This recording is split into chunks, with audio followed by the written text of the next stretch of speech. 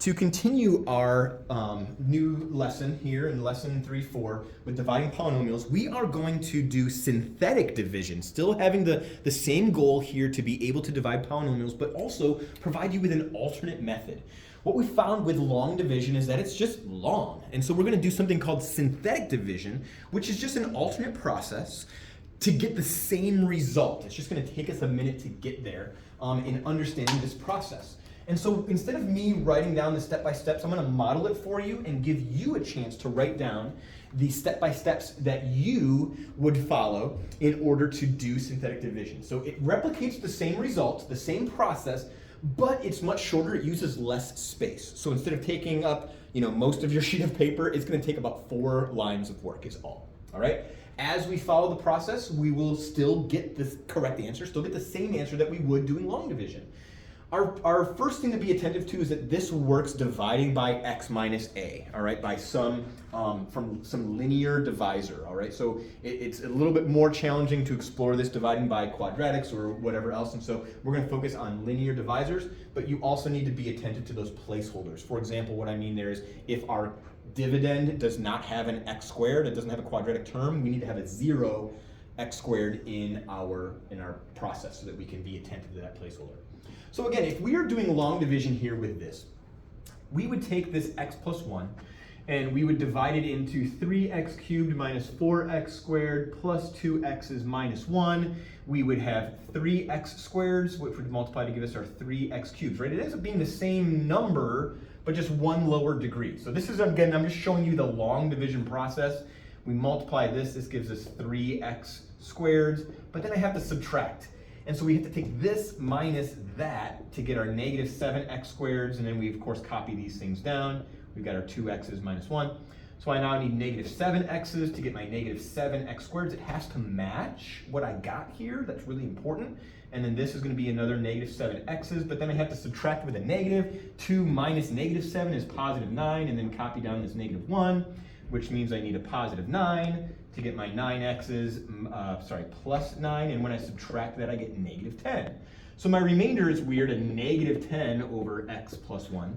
But this process, again, is 1, 2, 3, 4, 5, 6, 7, 8 lines to get all the way to my answer. We're going to use half that. What we're going to do is understand that we are dividing by x minus a. So if x minus a is equal to x plus 1, then that means that a is equal to negative 1. Let's understand what I mean by this, right? If x minus a equals 0, x plus 1 equals 0, I will subtract 1 from both sides to find out what that x value actually is. So what number is going to make this equal 0? That's really how we're going to think about that. So our magic number here is negative 1. So this is, we can do this in our heads or you can do that on paper, but usually it's just the opposite of what operation's here. So if this is plus 1, we're going to have negative 1. If this is plus 3, we're going to have minus 3 or negative 3 as our magic number. So I'm going to write my a value.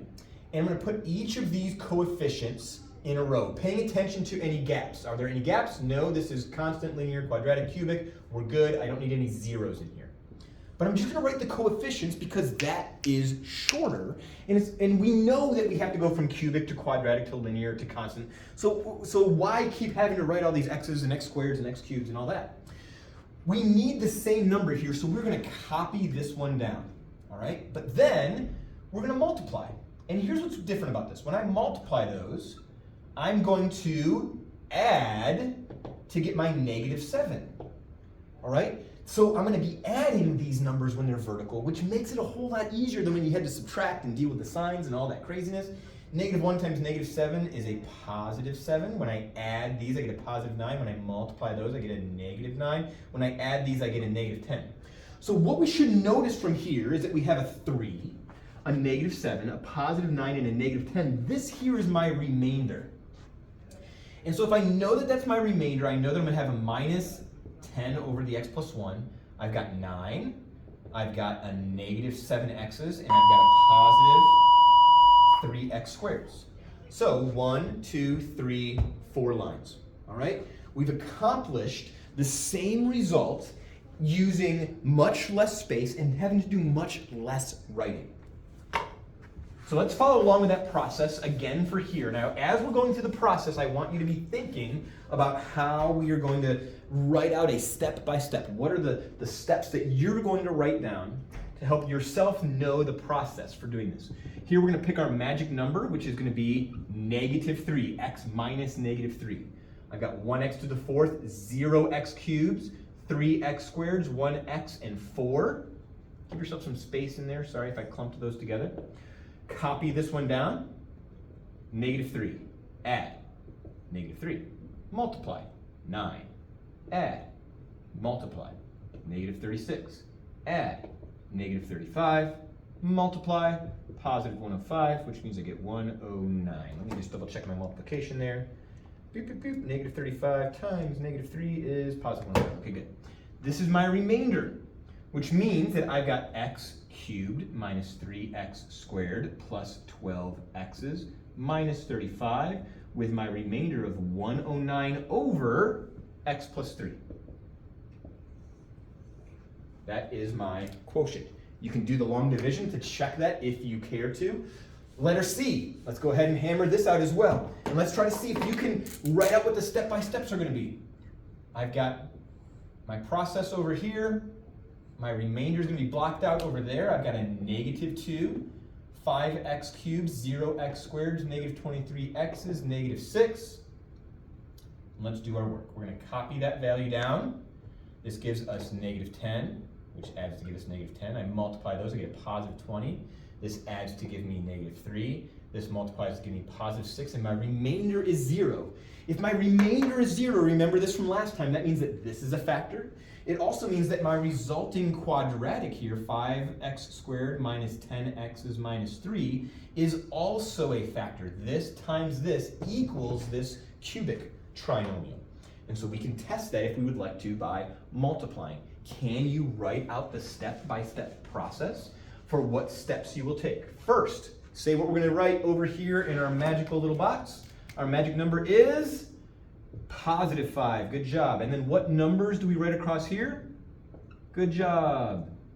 I'm hearing all the right things, I'm guessing.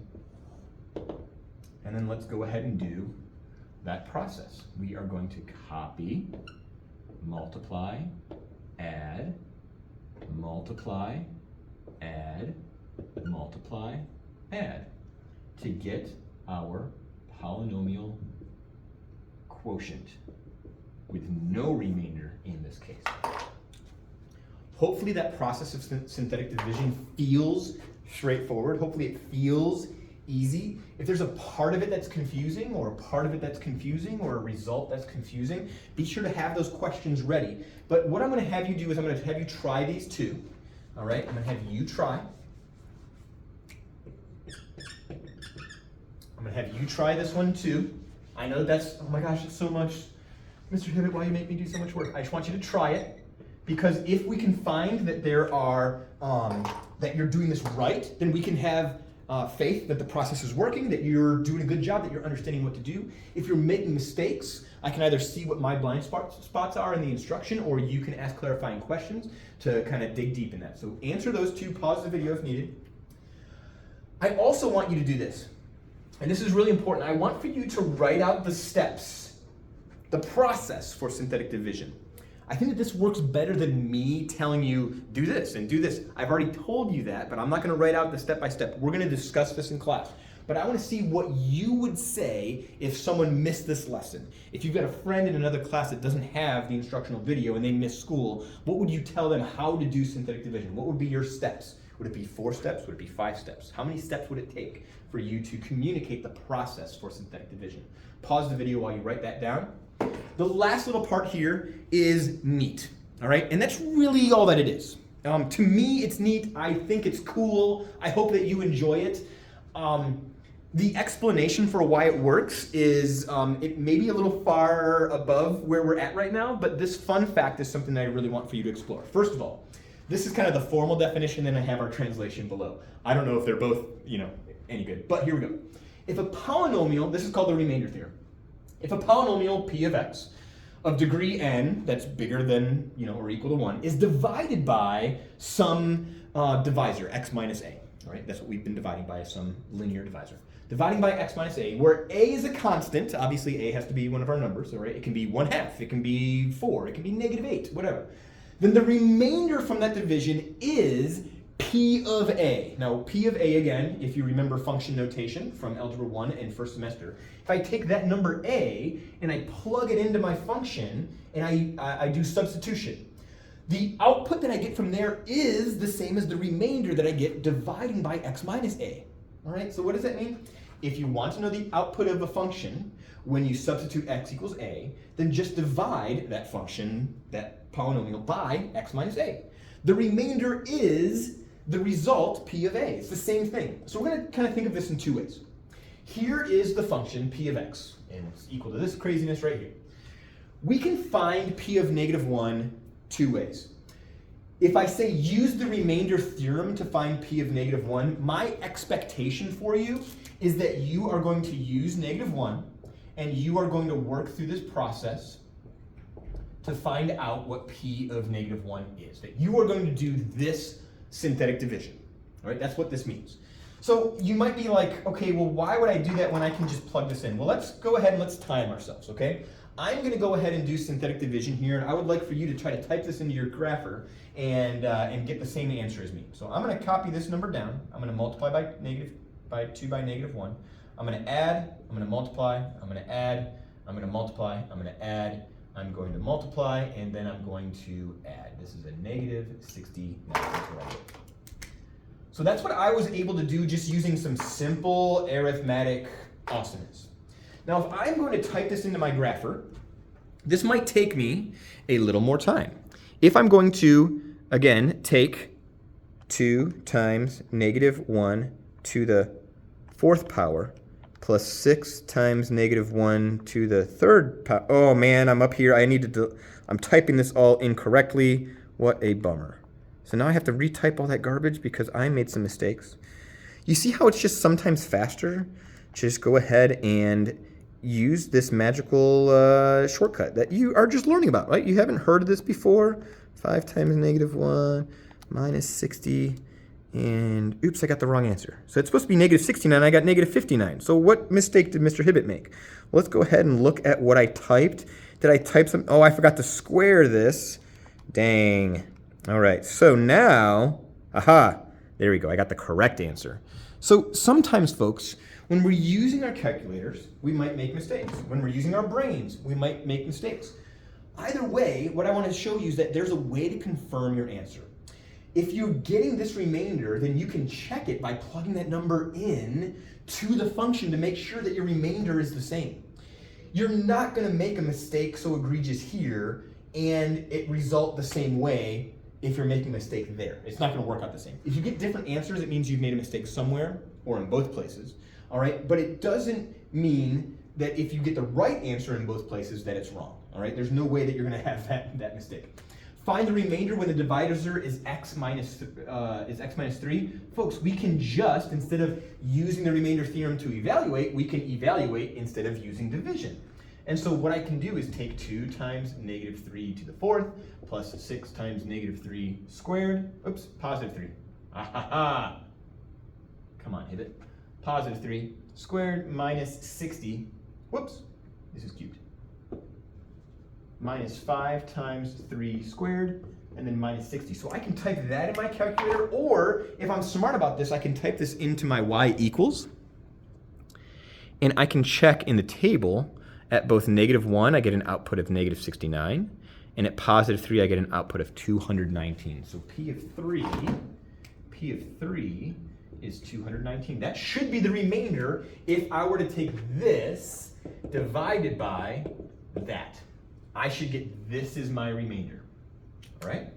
That is the remainder theorem, and we'll talk about how to apply that moving forward. Basically, the big deal is our remainder 0? If our remainder is 0, then we know we have a factor. If the remainder is not 0, we do not have a factor. That's really the big punchline to all this.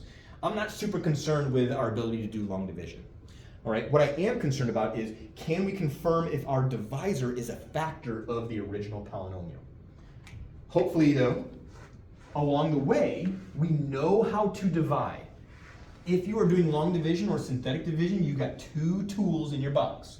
The remainder theorem is a way to check your answers to make sure that you did division correctly. Let me know what questions, if any, you have.